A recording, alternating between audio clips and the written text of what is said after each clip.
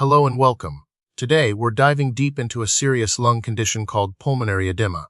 We'll explore what it is, what causes it, how it affects your body, and what can be done about it. Whether you're a medical professional, a concerned patient, or simply curious, this video will provide a comprehensive overview of pulmonary edema. Pulmonary edema occurs when fluid builds up in the lungs. It's essentially a waterlogging of the air sacs, making it difficult to breathe. Now, the causes of pulmonary edema are varied, but they largely fall into two main categories: cardiogenic and non-cardiogenic. Cardiogenic pulmonary edema, the most common type, is caused by heart problems.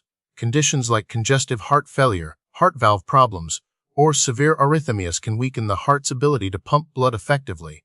This leads to increased pressure in the blood vessels of the lungs, forcing fluid into the air sacs. Non-cardiogenic pulmonary edema, on the other hand, stems from issues not directly related to the heart. These can include acute respiratory distress syndrome, or ARDS, high-altitude sickness, lung infections like pneumonia, inhaling toxins, severe trauma, blood clots in the lungs, and even reactions to certain medications. Let's break down how pulmonary edema develops. In cardiogenic pulmonary edema, a weakened heart fails to efficiently pump blood returning from the lungs. This creates a back-up of pressure in the pulmonary veins and capillaries. This elevated pressure forces fluid, specifically plasma, out of the capillaries and into the interstitial space, the area surrounding the air sacs, and eventually, directly into the alveoli themselves. This fluid accumulation impairs gas exchange. Oxygen struggles to reach the bloodstream, and carbon dioxide struggles to be expelled, leading to shortness of breath and a feeling of suffocation. In non-cardiogenic pulmonary edema, the cause lies in damage or increased permeability of the lung capillaries.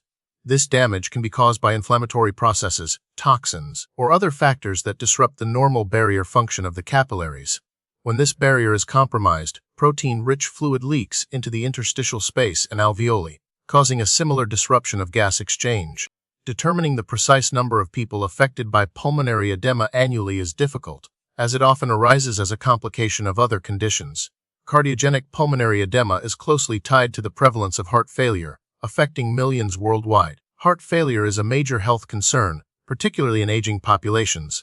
Non-cardiogenic pulmonary edema, specifically ARDS, affects a significant portion of critically ill patients, and its incidence can fluctuate depending on factors like outbreaks of infectious diseases, such as influenza or COVID-19, or environmental events that expose populations to toxins. The symptoms of pulmonary edema can vary in severity, depending on the underlying cause and how quickly the fluid accumulates. Common symptoms include extreme shortness of breath, especially when lying down, a feeling of suffocating or drowning, wheezing or gasping, a rapid, irregular heartbeat, coughing up frothy sputum which may be blood-tinged, excessive sweating, anxiety, and a pale or bluish skin tone. In severe cases, confusion and a sudden drop in blood pressure can occur, signaling a life-threatening emergency. Diagnosing pulmonary edema involves a combination of physical examination, patient history, and diagnostic tests.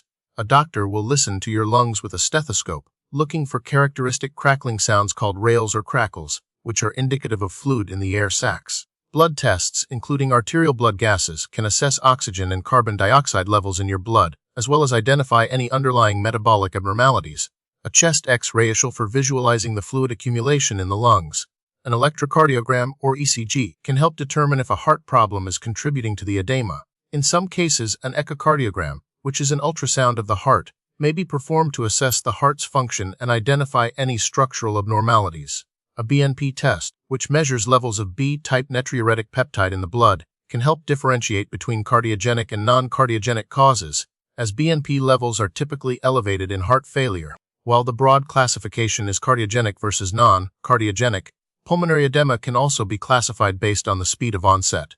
Acute pulmonary edema develops rapidly, often within minutes or hours, and requires immediate medical attention. Chronic pulmonary edema develops more slowly, often over weeks or months, and is usually associated with underlying heart conditions. Flash pulmonary edema is a term used to describe a sudden and severe episode of acute pulmonary edema, typically caused by a sudden worsening of heart failure. Treatment for pulmonary edema depends on the underlying cause and the severity of the condition.